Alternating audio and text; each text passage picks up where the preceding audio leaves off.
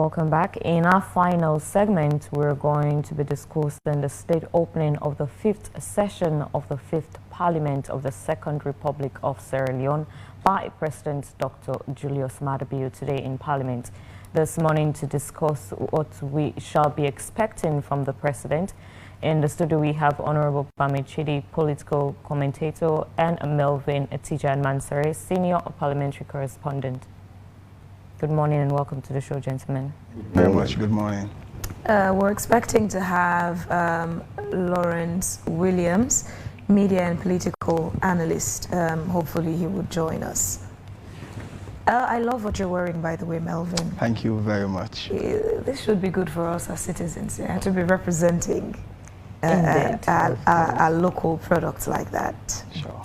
So let me start off with you, Honorable Bamichidi, before we go to the 5th session of the Parliament that is about to be opened this morning.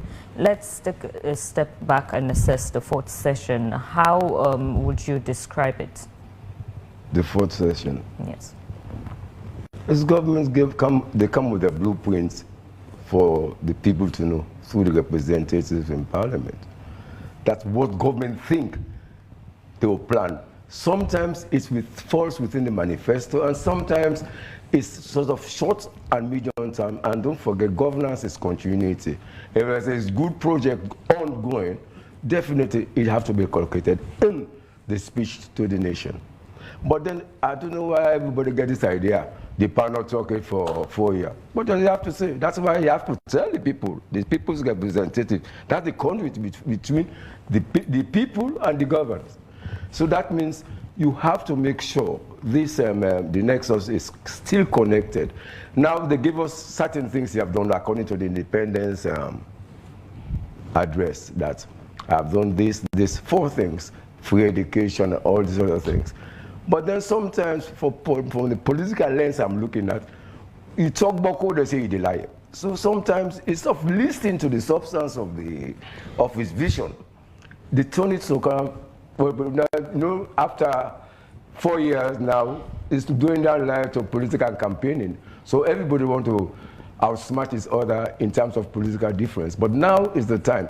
After the next year, Parliament dissolves itself. That's by friction of time. That means you don't have to say anything. You just pack your bag and go. But because of tradition, the president goes there and gives a summary of thanking members of Parliament for the valuable service they render them, both opposition and government and the paramount chiefs. So for now, what he has done is on course. They have this airport something going. Certain roads have been fixed. But don't forget, it takes time. It takes time because that is why government should be planning now for successful government. Let them have a blueprint for short and medium term. Short and medium terms between 2 to 5 years.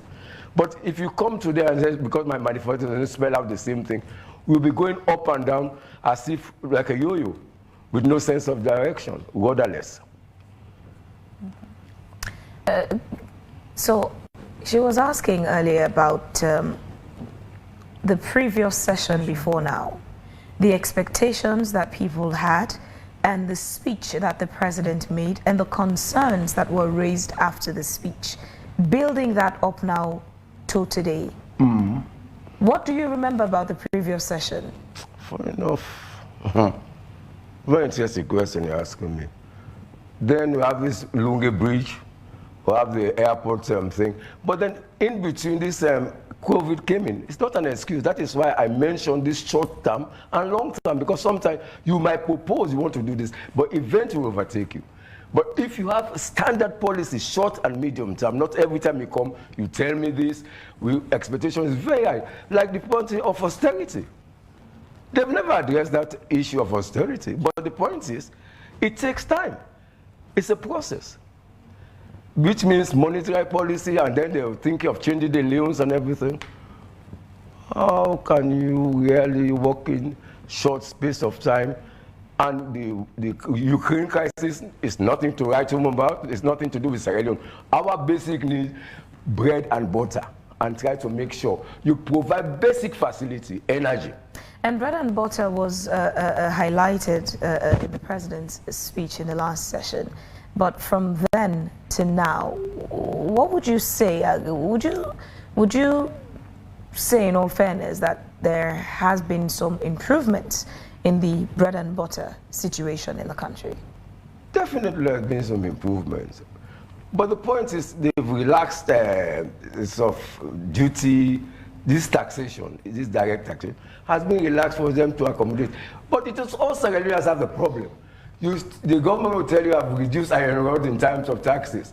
The importer still shortchanges, it's not 40 feet. Maybe they sell it 36 instead of 40. They are shortchanging us. And the price, before they started, just not give local content, the cement. They started from 70, 80, 90. When they got to 140 or so, then when government reduced the price, they came back to 120. You know how many people imported cement at that time? You know, that's kill us. So this is it's a partnership between us, the citizen, and the government. Because if you're giving certain concession, it's bound to reflect on the ordinary man. And if it doesn't reflect, people will grumble all the time. Melvin, so for the independence speech, a lot of people were concerned that what the president said, they were expecting it to be what he would be saying in Parliament today.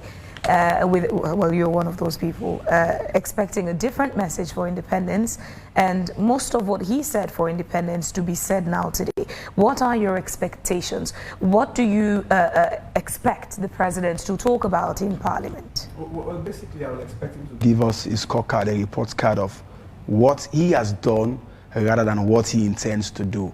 Mind you, this could be his final address to Parliament if he's not elected.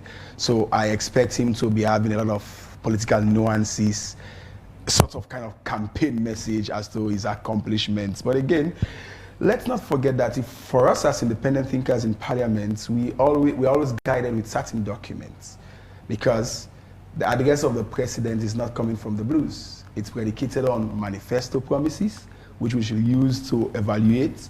It can be correlated to the budget, because you cannot say, I have done so, I intend to do so, when you are providing meager sums to those ministries, departments, and agencies. So it has got to do with budget, but also it will have to do with the realities on the ground. And SONA's, or State of the Nation address, all across the world, they are characterized by two things: facts and rhetorics. So it's the duty of the independent media, independent civil society, to decipher and discern which one is the fact and which one is not. So for me, I was actually scripted as to what the State of the Nation address is, what's the importance, the legal basis, and what's a session of Parliament, what does the standing order says, and emerging issues. But I will just, for the sake of time, go to the emerging issues.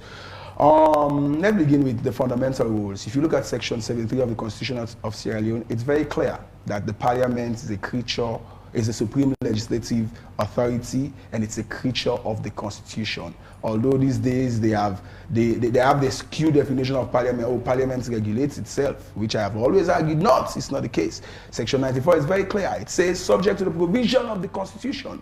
But now when people in Parliament say, oh, Parliament regulates, that's the second phrase of the sentence. And no, the Constitution is supreme, and Parliament can never be above the Constitution. So with the Constitution being the basis for the establishment of Parliament, it's designated three fundamental rules. One, representation. Quickly on representation, how has this Parliament done? They've not done encouraging at all. Why? We've seen in this Parliament, MPs have to, the Speaker will have to issue out notices for MPs to come to the House, to the chamber, to come and debate. We've seen in committees, where committees are not well constituted, they have to co-opt other members. So poor attendance, late coming, which are the basic benchmarks, though, for assessing representation for this Parliament, and particularly the close of the fourth session and now opening of this fifth session, it has not been palatable. Yes, the media might not be adequately equipped or resourced to do an independent survey on all of the members of Parliament, but with the basic benchmark of, are they going to Parliament, are they attending sittings, are they debating? Some of them. Melvin, let me interrupt you a little bit and ask you this question. How would you categorize the fourth session? Oh, I'll give it a mixed characterization of highs and lows. Okay, And if you allow me, I'll come to the highs basically. But on representation, they've not done much. On lawmaking, that's where the highs. We've seen this parliament repealing Part 5. This parliament abolishing death penalty. This parliament enacting Universities Act and several others. But again, that is not to say they've not passed bad laws and agreements. We've seen the Zulab agreement. Zulab, I mean, the implementation was on course for a year. And only after the opposition leader pressured, then the executive took that agreement to parliament 1 year after its operationalization, which in itself is a contempt of parliament, a contempt on the intelligence of the people of Sierra Leone. How can you be having a company managing the Hayes fiber cable, and that was not ratified by parliament? So again, another bad law. We saw this parliament with the ratification of the Brewery Agreement. There was an agreement wherein this is an agreement that many people hold the view that it undermines the local content, it will kill brewery, but yet still, despite the disagreements, MPs went ahead and ratify that. So in terms of that area of lawmaking, you cannot say, again on lawmaking, it's this parliament that ratified the state of emergency with our rules and regulations. Let's not forget that. It's under this current 5th parliament. So history will have them on record for that. And again, we've seen this parliament not disapproving non-agreements or presidential nominee. None. So that definition of it being rubber stamped, it's still not going away. And for oversight, that's where, quote unquote, they don't put the worst put up. It's this parliament that is yet to debate the Auditor General's report. It is this parliament that provided funds for an investigation on the McKinney incident, pollution of Teye River, investigation of allegation of corruption by the Ethics Committee, and at the end of the day, none of these reports were tabled in parliament, despite resource allocations we are giving for those investigations to be mounted. So, can we say they did well? No. That was a waste of state resources. Again, it's the parliament that the appointment committee now stands exposed. That in fact we are having ministers in government that are allegedly holding fake qualifications and certifications. Again, you ask yourself, was this parliament scrupulous enough? How those people sailed through, firstly, the scrutiny of the Committee on Appointments in the Public Service and that of the plenary. Again, we've seen precedents with the previous parliament in which Dr. Banela challenged the academic qualification of Honorable Mohamed Bangura. But with this current parliament, we've not seen that. I think a thing to celebrate with this parliament is that they were bold enough to have instituted and to have created a committee to investigate the degree gates. And I think we should celebrate them for that. Mind you, two of the most powerful people in parliament are embroiled in this degree gates thing, but yet still the speaker and leadership went ahead and said we must investigate, and a very credible individual, although politicians are politicians, but Honorable Yumkela is leading that one. So if I'll summarize this parliament, I mean, to some extent they've done well with lawmaking, but representation and oversight, especially not debating the Auditor General's reports, not coming out to several of the other reports, I'm afraid we have a lot to do with the 5th session, which is most times turbulent. So far as what constitution or democracy or, purpose of accountability, so far as those go, how would you rate the relationship between the executive, the presidency, and the legislative, the parliament? The executive has not respected parliament at all. They've not even taken parliament for serious. I'll give you a case study. It was as a result of the lackluster or lukewarm relationship between the executive and parliament that we saw a fight at Bintumani over the census legislation. Many people blame parliament for it, but it was as a result of the executive not doing due diligence on that legislation. Again, I mean, we saw with the executive, the issue around consultation, what it's actually about. In the previous parliament, we used to know consultation as, Dr. Kuruma will summon the likes of Honorable Dr. Banela, the Honorable Asukai, members of the opposition, other political parties. Well, in that case, members of the SLPP, because we are not having other political parties as we are having now, for them to just consult on appointments of NEC commissioners and other public office holders. But in this case, I will tell you, President Bio has not been, I don't know if because he's not having a parliamentary background, he's coming from the military background, but his rapport with parliament. Ask yourself, what's the political affairs ministry doing? So why would you fault the legislative when it seems that it's it's Parliament that hasn't asserted its authority as should as a Parliament? Why fault the presidency? You need to, because the president by default is a member of Parliament. If you look at the composition of Parliament, the president is a member of Parliament. So one, it takes the blame. If you want to blame Parliament, you blame him also as a member. But he is the fountain of honor. And he is the custodian of the Constitution. Wherein we're having constitutional arguments in Parliament over what consultation and things like that, I think it behooves him to have consulted. So I will majorly blame President Bio for what we've seen in Parliament. After which, I think us, again, the way we voted, the pattern we voted, it was confusing. We're not used to that. Our democratic culture is far off to think about, voting an executive of SLPP and a legislative dominated by APC. And again, that decision of the judiciary to reverse the election of 9 opposition members, that again sent a shock wave on the spines of the opposition. Somebody have said to me, the opposition is not robust. Then I asked them, how do you expect a robust opposition when there is an albatross hanging over some of their necks? By then, some of them were even appealing their matters in court. So for me, I don't think President Bio has done much in building a concerted and a consolidated parliament, which he ought to do for us to not see the fight. Is it too late for President Bio to turn back the hands of time and make corrections? In your opinion, you're saying he hasn't done much. Is it too late? The mistrust is too much. It's enormous. And the question will reverse, will 1 year be enough for him to mend those mistrusts? There is huge political mistrust.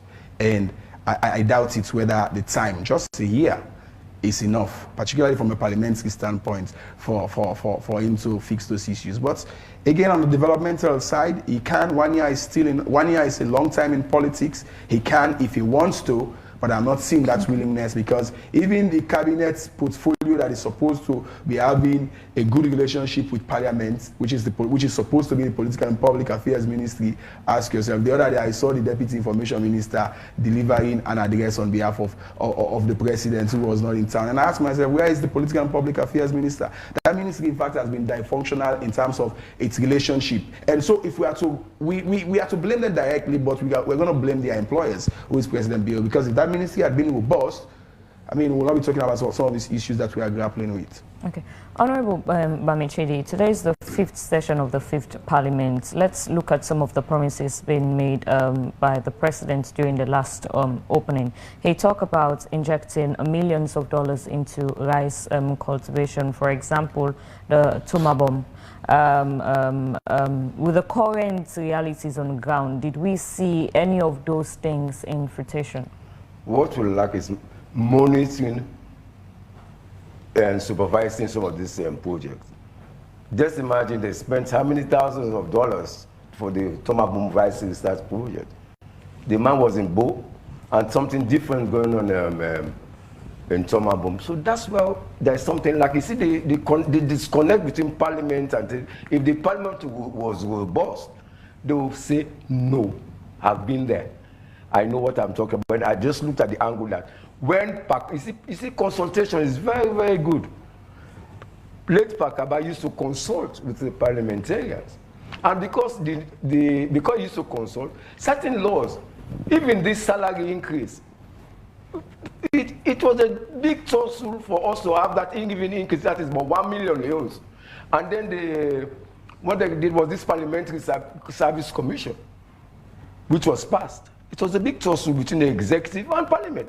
But Parliament makes sure you do the proper thing, and then the President too will think about it. But what they're saying here is it started from this the last APC government Parliament, when they say, we have the numbers, we can go and pass it. So what they're doing now is a replica of what I was chasing Bundu about, that already passed law, this happens so. Because we have the numbers, so we'll vote. And that attitude means the ability to deliver the goods, it's not there. Because like you mentioned, consultation. Why do you consult is that they say, when you consult, whether as soon as you inform the opposition or 2-3 people within the parliamentary thing, they have caucus there. Call them and talk. That's the ability to lobby. Even time, I can remember when we used to go to visitation. Then let Justice come and call their attention. You have the power. Call the people here to you to defend, for them to come and defend. But when you go to their office, you are disarmed. You can't ask too much questions. But when you are in your own authority, it's like going to the police. As long as they put you behind the counter, they have disarmed you. So don't allow them to put you behind the counter. So it's the same thing in governance. But time will come that you have to have parliamentary. When you come, you see, we've got used to this Westminster type of thing, that parliamentarians were taken from parliament to be ministers. Because of this division of thing we went through with the American Constitution, that members of the executive were taken outside parliament, it was confusing to us, and that is why some of the expectation of the ordinary citizen is that parliament is doing one thing, the executive is doing that thing. That's big disconnect. Till you try to bring them together and make it connected, the governance will never be smooth. Melvin, let me usher you in. Looking at the powers of parliament and also the executive's performance being questioned in terms of deliverables, the fourth session performed in terms of oversight and ensuring the promises of the president are fulfilled. Can you come again with a question, please? I mean, looking at the powers of parliament and the executive's performance being questioned in terms of deliverables, did the fourth session performed in terms of oversight and ensuring that the promises of the president are being fulfilled? I don't think so. Oversight is still, in fact, is the biggest challenge with the current parliament. So they've not. We have several road projects that ever since the start of this parliament, they are still ongoing. And ask yourself, what has the Works Oversight Committee done about it? We have a number of public officers who went through parliament and now with questionable qualifications. Ask yourself, what did the appointment committee do about it? We have the Auditor General's report that is yet to be debated. And ask yourself, what has the Public Accounts Committee done about it? So in terms of whether this government was able to whether this parliament was able to scrupulously hold the executive into account, I think much more needs to be done in terms of, I mean, the independence itself. We've not seen, I don't know if it's because of the politics or the composition, but there are still elements of political protectionism. When Honorable Tawa came out to say he was not given a free hand with the investigation on the SALCAB NATCOM issue, we saw what happened. It was almost ostracized. When Honorable Guevara came out with the revelation on BBC that indeed the reports coming from some civil society organizations could be true with regards to persons going for confirmation and paying monies. All of these things, we had the opportunity, but unfortunately the reports are not published. So how can we know who is implicated or vindicated? So in terms of oversight, I don't think we did much. I use we because I'm also part of the parliamentary community. I've been there for over 10 years, and I look forward to continue to being there and bringing out some of this issue. We need to do more. Needing to do more, and we just use this opportunity to announce to our viewers and listeners that AYV would broadcast the session in Parliament this morning, so you can stay tuned to AYV to get full live coverage of the parliamentary session there this morning. So stay tuned to AYV. Honorable Bamichidi, going back to the expectations, what do you presume the president would be talking about this morning, as in specific details as to, topics he would bring up? The state of the economy. Because this is a campaign period. Parliament dissolves itself next year. So you have to look at this. That is why I preface it by the short-term and long-term, medium-term thing, because that's the only way government works. Because every project is doing now, whether it's campaign or not, they are all work in progress. And if you have work in progress, it's over 50%. So by the end of the day, to give the scorecard is when he's saying goodbye to Parliament, that we said, during my time I was able to achieve, because now it's work in progress. Don't lose sight about it. All of them are ongoing projects, maybe some near completion by next year or end of December or November, but still work in progress. So what is the expectation of the people now? Let us look at the economy.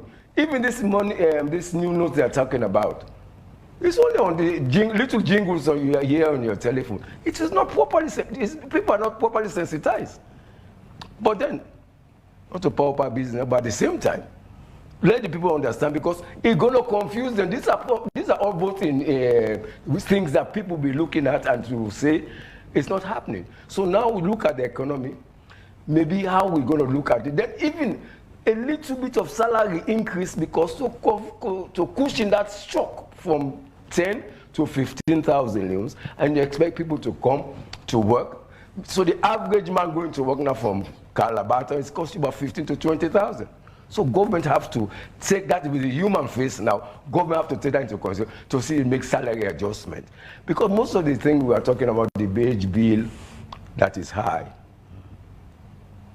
We look at it now, people, then the other expectation is that people think they have to throw people out, like they did in Tanzania.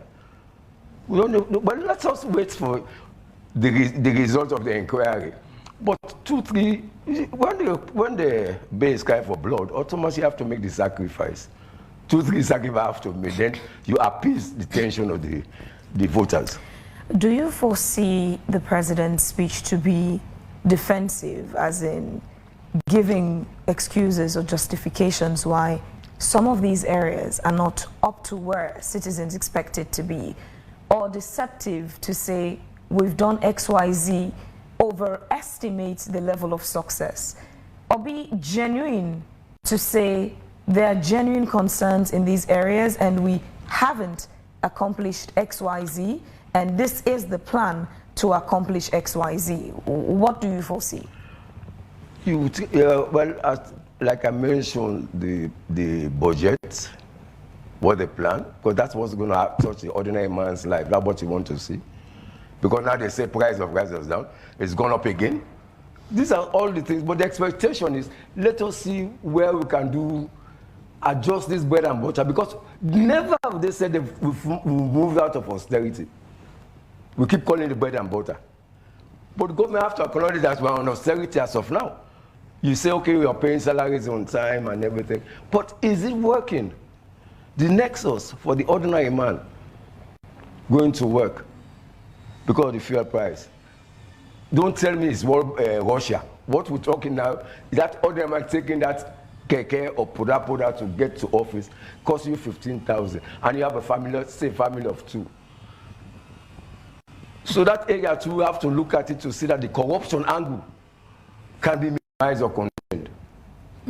Melvin, I'll bring you in on the same question. Do you expect the president's speech to be defensive or deceptive, or a reflection of the accurate reality?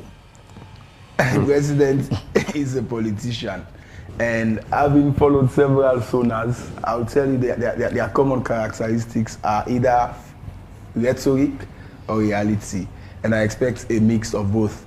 He will be making some rhetorics, and of course he will be talking about some of the tangibles, but generally, how will that play out with regards to his manifesto promise is what I look forward to. And as I earlier on posited, our budget also and the practicalities. But for the things I look forward to him speaking about, I look forward to him talking about national cohesion. I look forward to him talking about the degree gates. Of course, he's going to pursue his intervention on education. But it will be unfortunate if he speaks on education and refrain from the degree gates. And I look for how his speechwriters would have put words towards that end. And of course, like I said, the elections also. There is an election coming next year on the 24th. What will be his message on the election? Of course, he will want to tell us to vote for him. And we look forward how cleverly his speechwriters will have couched the need for him to be re-elected. So yes, it's going to be heavily political in my estimation, looking at the fact that it might be his final address to Parliament if he is not elected, and if he is elected, he will have another opportunity. But there are several issues: the energy, education, health. He promised a forensic lab, and even in one of his addresses, he mentioned it. So will he be talking again on that with regards to this time around? And again, with regards to sports, the last time in the first and second address, he spoke about sports, and even entertainment, your own sector. But in the fourth address, he was conspicuously silent on entertainment and sport. So will he be reconciling all those missing elements along the the 4 other addresses? We'll wait to see. It's going to be a technical job for him, not only the presentation, but how the speech itself might be couched by the likes of PK1 and others, because Sierra Leoneans will want to hear from him, I have done this, rather than I will do this. Let's piggyback on what he's saying. How many people read this manifesto he's talking about? Sometimes when he was asking me about the manifesto, we didn't even touch about it. So when they come in, because it just gets, you just tell you, that's your future plan. That is why I said there should be a national plan of the short and medium term. That is, government have set an agenda for this. So it will tie up with your manifesto. Because they all talk the same thing in their manifesto, and when it comes to the reality of things, there's nothing working. Sometimes you ask me about the manifesto, I don't even know what it is. Unless sometimes when I'm interested, I look at certain area or listen to the speeches of president and former president and see how do they connect it to the basic day-to-day life. Because the average man wants to see that he's able to afford a basic meal. That's the concern of the ordinary man. Now, government, I told you, everything government has done is in work in progress. So it's 50%. Let us see at the end of the day when he's talking to us now, he will give us his report. We're going to mark his report card. You promised us A, B, C, D. You have done A, B, C, and the rest is not completed. Okay. So that is where you're looking at when he's talking about the speech writer. You have to look at the time and what the tempo of the audience you're talking to in Parliament. When that moment you slow down, you pick and see the way the faces are going. It gives you signal. Another begin mistake, so you change it. And there's usually some dramatic performance, probably rehearsed by opposition, that comes during the session. Yes. Do you foresee any rude surprises? But now the whole country now, we see it's more a standard, basic thing has so dropped now that I expect nothing. I'm not expecting anything good. That's my honest opinion, because you're supposed to be set the standard. Like when we're talking about the gates, in normal life in politics, don't start an investigation if you don't know the answer. That's government policy around the world. Melvin, do you foresee any rude surprises by the opposition? I will expect undertones, but I don't expect to see a walkout or a boycott as we've seen in the life of this parliament. That is why they get it out. They get it wrong. You don't walk out. You stay there. The first one, they walked out. The second one, I think they learned from experience that we don't need to walk out. We need to sit here, and they are giving this one. I expect undertones, but the political climate in parliament now is not as toxic as it was 2 or 3 years ago. We must give some commendations to the parliament for holding on the political cohesion and unity. Mind you, it was a parliament of fisticuffs in the first session, bouts, police, and that was all over the news. Yeah. But when they went into the second session and went to bow for that declaration, they returned with some elements of sanity. So we'll not expect somebody to boo the president, no. We'll not expect somebody to walk out from him or on him. We don't expect a boycott, but we're expecting them to give those undertones. And above all, we expect a fierce debate, because it's going to be the final debate of the MPs on his address. I look forward to that. And of course, MPs are going to critique it. Some are going to be in support from the government. Others are going to be outrightly critical on it. Can we quickly just hold you there? Phoebe, is it possible we have some few messages before we wrap up this conversation? Right. So let's take the conversation now to Facebook, where some of our viewers have been posting. Osfriend Kamara says, he's quoting you now, says, like a yo-yo. Who's pulling the strings for this yo-yo effect? Laughing out loud. Okay, Osfriend Kamara says, politicians' only charm is to wow the crowd's citizens with slogans like pauper, one people, etc., etc. Could it be that soapbox speeches do not matter so much in our nation, as it looks like politicians are using an improvised platform with informal orators no better delivering strategies? This is a general theory of Sierra Leone political rhetoric. Ronald George Stone says the opening of the 5th Parliament will be a mixed bag of the president's speech. On the plus side, the free education will be the highlight of his statement, followed by infrastructure of roads, then agriculture and the mining contracts of the miners. On the minus side, the economic situation will be the downside, with inflation, jobless youths, lack of water and electricity supply, taxation of medium and small businesses, human rights abuses and arrest of citizens because of their freedom of expression, and many other issues affecting Sierra Leoneans will be the scorecard, and the jury is out there. Ronald Georgeston again says, funnily, Parliament is opening in Westminster in the UK. How ironic is that? And the same Ronald says, the economic benefits must be felt by the people in the most tangible way. Otherwise, the speech will be seen as only rhetoric. And by the look of the hard economic situation at this juncture, the reality is plain to see. Okay, those are the messages we'd read out. And gentlemen, your response, Honorable Bamichidi? Yes, I think the expectation is high. And like when it was mentioned, the thing is, we have another phrase, resilient people. Show resilience. That means when they've already tell you to be resilient, we take all the shocks. So which means it's not, it won't be people-centered. So what you should be expecting now, look at the good side. Even if free education is very expensive, but at least they've done so much in that one.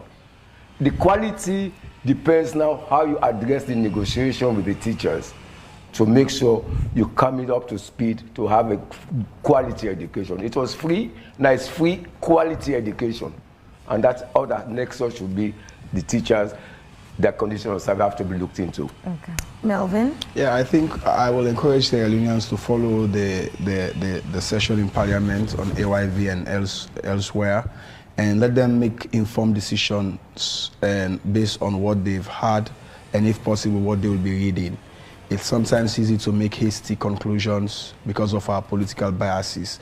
But in this case, the State of the Nation address is a policy document that will always refer to as to whether this government has achieved. Honorable Bamichidi is giving them 50% of their targets. The work in progress. Okay, the work in progress. Okay. The other time, the Chief Minister said they've accomplished what? Over 70-something%. But like you said, the jury is the electorate, and no matter what he says today, people have already been grappling with some of the issues, and how he presents himself and how he presents the message will go a long way. Okay, thank you very much, gentlemen. So this is where we end today's edition of Wake Up Sierra Leone. Our quote for today says, develop your character. Never doubt yourself, your worth, your truth, your beauty, your authenticity. We shall never stop caring about honesty. And it comes from Abdul Blah, a Sierra Leonean humanitarian based in the UK. We say thanks to our guests, listeners and viewers, and our sponsors, Raquel Commercial Bank and Chicken Town, for being a part of the program. Continue to stay with AYV throughout the day as we have other exciting programs coming up. Till tomorrow, we'll bring you more topics. We've been your presenters. I am Phoebe Enswill, wishing you a lovely day. And I am Marina Terry. Have a lovely day. State opening of Parliament.